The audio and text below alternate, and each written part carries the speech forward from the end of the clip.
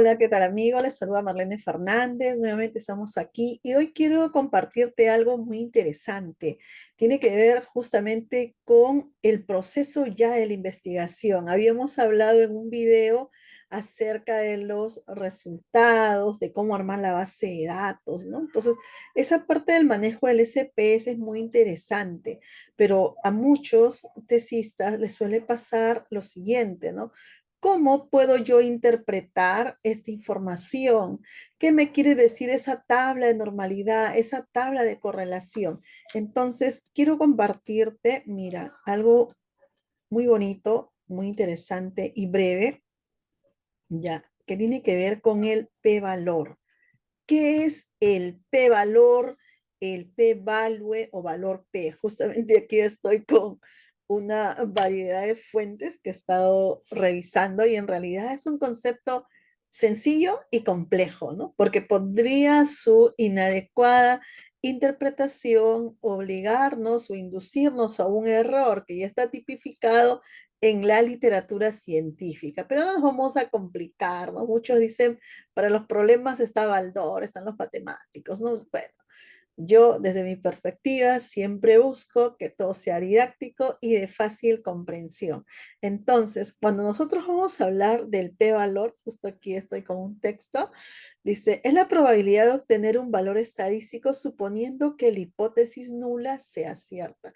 Entonces, cuando tú veas un p-valor, el p-valor, valor p, siempre te van a decir que se debe cumplir algo, ¿no?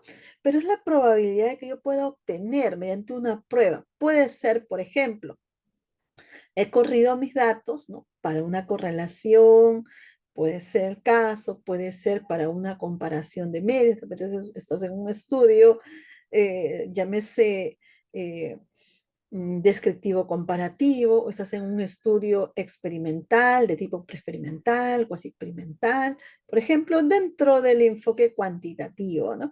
Y vas a tener que pasar por el proceso de que, después de haber evaluado la normalidad de los datos, que es una condición previa para poder establecer o elegir cuál es la prueba estadística pertinente, o sea, si es una prueba paramétrica o no paramétrica, pues te vas a encontrar con que corriste esa tabla y se genera una tabla, ¿no?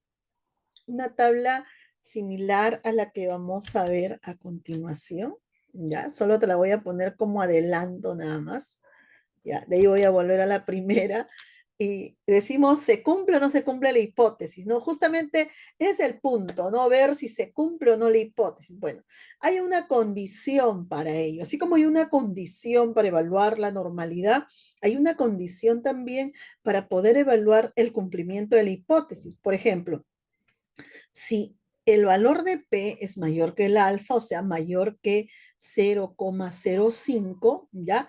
Se rechaza la hipótesis alterna o la hipótesis del investigador. H sub 1 pues corresponde a la hipótesis alterna, pero si miramos a lo largo de la investigación, pues será la hipótesis que has planteado tú en tu investigación.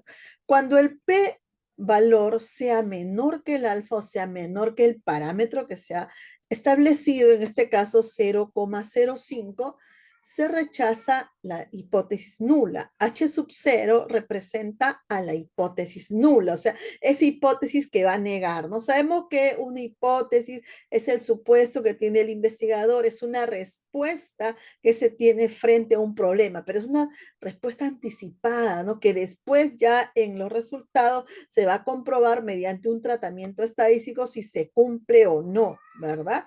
Entonces, podemos decir, por ejemplo, ¿no? El clima laboral se relaciona significativamente con el desempeño laboral, ¿no? Por ejemplo, ya, en los trabajadores de una empresa X. Por ejemplo, en esa estructura de hipótesis, nosotros estamos aseverando, tendríamos un ejemplo claro de una hipótesis alterna, pero si hablamos de una hipótesis nula, diríamos el clima laboral no se relaciona, ¿no? No se relaciona con el desempeño laboral en los colaboradores. Si hablamos nosotros, por ejemplo, de una investigación de tipo correlacional, ¿no? También podemos hablar de un descriptivo comparativo, podemos hablar de un experimental. Por ejemplo, podríamos decir, ¿no? El programa, ¿no? Salud Mental para Todos influye significativamente en qué podría ser. Por ejemplo, en disminuir los niveles de estrés, ¿no? Sería un ejemplo de hipótesis alterna. El programa que hemos mencionado, vamos a negarlo, no influye, entonces vamos en este caso a tener un ejemplo de una hipótesis nula, sí, sencillo, no es nada complicado. Y algo te pongo ahí en un rectángulo verde para decirte, ¿sabías que la lectura de este valor permite conocer si se acepta o se rechaza la hipótesis de tu investigación? En efecto, solamente eso, nada más, no es algo complejo, no es nada complicado. En algunos programas puede aparecer como p-valor, puede aparecer como SIG, p-value o valor P. Es lo mismo, ya, es lo mismo. En el SPS vas a encontrar signo, por ejemplo. Al momento de probar en otro software puede estar en inglés, por ejemplo. Ya, entonces no te asustes, no pienses que no están, desapareció, no, solamente atiende a esa expresión porque te ayudará a validar si efectivamente se cumple o no tu hipótesis. ¿Qué tienes que ver? Solamente ese parámetro, ¿no? Que P sea menor que 0,05. En estos casos, como se rechaza la hipótesis nula, se acepta la hipótesis alterna, por lo tanto, se cumple, ¿no? Y se demuestra la hipótesis de investigación y vamos a decir que efectivamente tu programa o la relación que estés buscando, la comparación, efectivamente se viene dando, ¿ya? Bien, sigamos acá. Entonces, el otro punto que estamos viendo es si se cumple o no se cumple la hipótesis. Para eso, ¿qué tenemos? A ver, veamos ahí. Mientras que te voy indicando lo siguiente, cuando nosotros hablamos de calcular, ¿no? O establecer o generar esta tablita que hemos mostrado ahí, esta, y ahora sí, está más cómoda ahí. Esta tabla, pues la hemos generado con el SPS, ¿no? Hemos corrido ahí, por ejemplo, para la primera tabla, estamos viendo ya que se tiene para las variables calidad de servicio y satisfacción del cliente y para la otra se tiene para la calidad de enseñanza y desempeño académico. ¿Ves?